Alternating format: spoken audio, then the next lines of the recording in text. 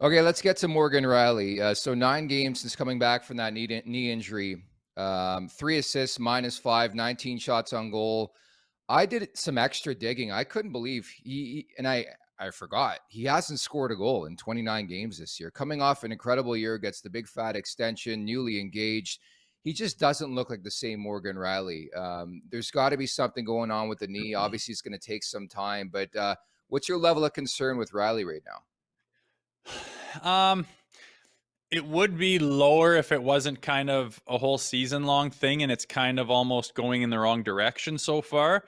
Yeah, You'd hope when he came back from that he'd be an impact player, but he just doesn't have any flash. He doesn't have seem to have the body language or the facial expressions of like pure confidence of a guy that's like that top 10 pick who's like your yeah. franchise defenseman. He just doesn't ever seem to take control like that. Yeah, he can settle the power play down and be solid at certain points in time, but it's just not enough for what expectations are for him. You want him to be that that franchise player, and he's just not. And you take that and mix it in with the fact that we've lost Jake Muzzin. There's a hole in the decor.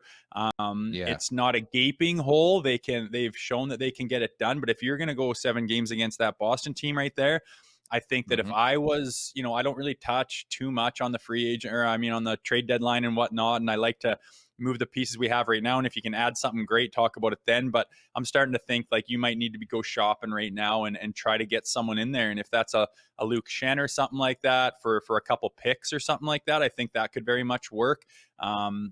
Depending on your salary cap issues. And Shenner is one of those guys who's not making a lot of money out right now, and he's outplaying his salary by a long shot. So if you could add something like that where you can just close that hole a little bit, because it's not a gaping hole, but it's trending in that direction. And the last thing you want to do is go into playoffs and say, geez, I wish we had more, because at the beginning of the year we looked solid. Morgan Rielly is what he is, and is a very solid guy. And we're in mid-February. He hasn't scored a goal as an offensive defenseman.